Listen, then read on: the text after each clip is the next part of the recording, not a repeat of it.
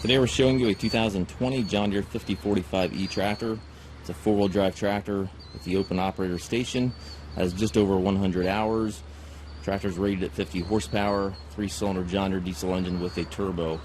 Again, just over 100 hours. The tractor looks practically new. It does come with the loader frames, so adding a loader can easily be done.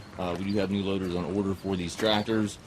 If you have need for a loader, certainly contact us for current availability.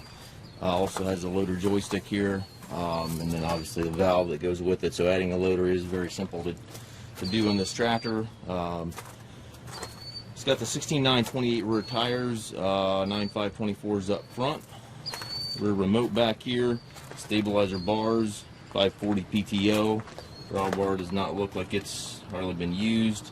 Same with the 3-point. Practically a new tractor. Comes with the balance of the factory warranty.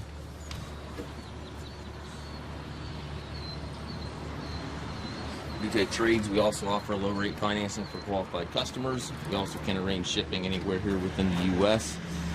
We also do take trade-ins. If you have any questions regarding this tractor or any of the other used machines, we stock approximately 150 used tractors on our yard.